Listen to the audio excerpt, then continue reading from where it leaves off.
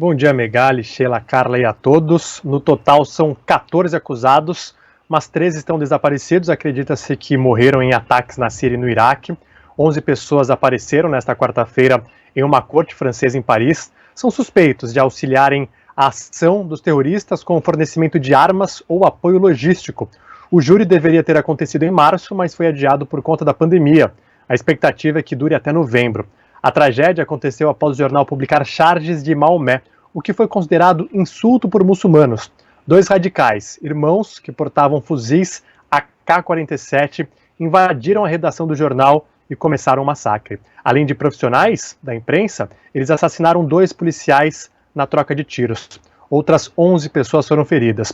Os terroristas depois foram mortos por policiais e 2 dias após o ataque, um outro homem ligado a esses irmãos matou uma policial na periferia de Paris e também fez reféns em um supermercado, matou 4 pessoas e no total foram 17 vítimas nessas ações terroristas. O Estado Islâmico assumiu a autoria dos ataques, o massacre chocou o mundo, logo depois a hashtag Je suis Charlie viralizou nas redes sociais, traduzindo Eu Sou Charlie. 4 dias após o ataque, cerca de 2 milhões de pessoas marcharam em Paris, incluindo 40 líderes mundiais, e esse foi o começo de uma onda de atentados terroristas na França e em toda a Europa. O Charlie Hebdo continua com o viés provocador, hoje reimprimiu as charges de Maomé com a frase "tudo aquilo por isto", e um editorial do diretor afirmou que eles nunca vão renunciar. Na França, a blasfêmia não é considerado um crime, e o presidente francês Emmanuel Macron defendeu a liberdade de imprensa e disse que sátira não é discurso de ódio. O Killing, depois que esses caras foram baleados, deram a sua vida pela liberdade de expressão, pela liberdade de você poder esculhambar todo mundo, porque esses caras esculhambam todo mundo. Cristãos, islâmicos, políticos de esquerda, políticos de direita, pegam pesadíssimo. Veio a expectativa de qual seria, você deve se lembrar, a primeira capa deles depois do massacre. E a capa deles foi muito corajosa porque eles foram lá e colocaram Maomé na capa, segurando uma plaquinha na qual se lia "Tudo está perdoado".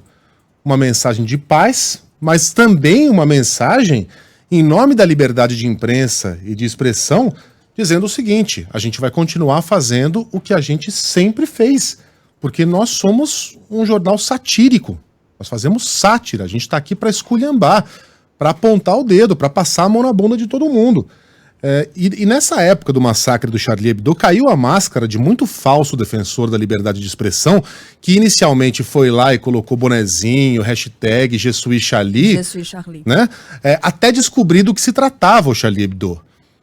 Aí a gente começou a ver análises deploráveis do tipo: olha, eu sou a favor da liberdade, mas eles pegaram pesado, eles provocaram como se tivessem merecido morrer com tiros de fuzil. Essa capa do Tudo Está Perdoado, eu enquadrei, tá lá pendurada na minha sala, para que eu me lembre todo dia por que a gente está aqui. Que a gente não pode se dobrar para nenhum tipo de pressão, de grupo identitário, de grupo político, de qualquer grupo de interesse, para a gente se lembrar qual é o papel da imprensa, porque a sátira também faz parte da crítica jornalística. Inclusive, fiquei muito chateado na época, ao ler uma mensagem no Twitter de um dos meus grandes ídolos, o cartunista Laerte, que hoje é a Laerte, né? Que ao se deparar com aquela notícia da morte de gente que era referência para ele, grandes cartunistas franceses, publicou uma mensagem mais preocupado com uma possível onda de islamofobia que aquele assassinato poderia gerar, os assassinos eram fanáticos islâmicos, do que com a morte em si daqueles homens e mulheres que foram assassinados porque estavam fazendo o seu trabalho jornalístico. Aquilo me deixou bastante desgostoso. Bom, o Killing, o Papa Francisco retoma as audiências com fiéis no Vaticano.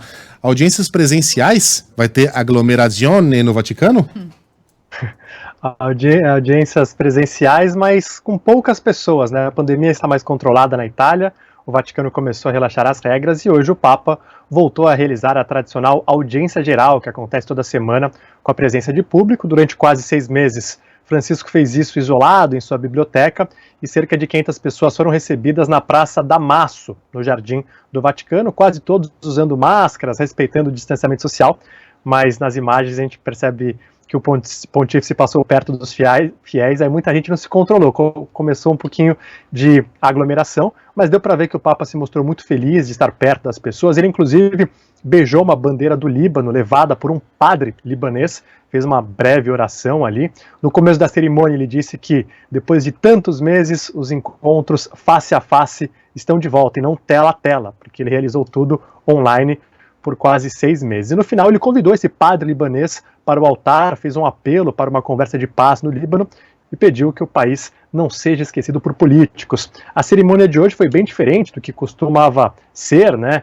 Essa cerimônia às quartas-feiras, sempre na Praça São Pedro lotada, pessoas se aglomeravam para ver o Papa. Agora há poucos turistas na Itália por conta das restrições e, além disso, o evento hoje foi controlado. Aconteceu num outro local do Vaticano também, as portas foram abertas 2 horas antes do início. O Papa já falou várias vezes sobre as dores e as dificuldades causadas pela pandemia.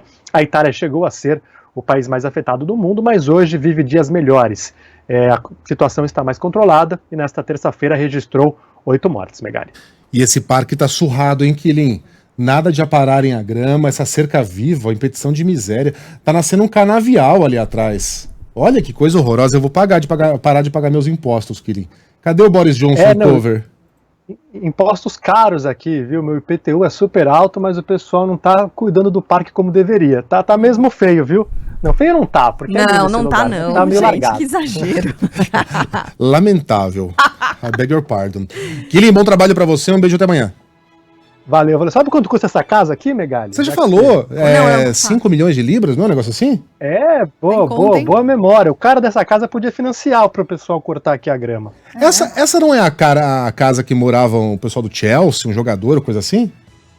Não, é um outro prédio perto do rio que os jogadores do Chelsea costumam alugar lá os apartamentos. Davi Luiz morava lá. Chato, hein? Até mais, Quilin. Valeu, grande abraço.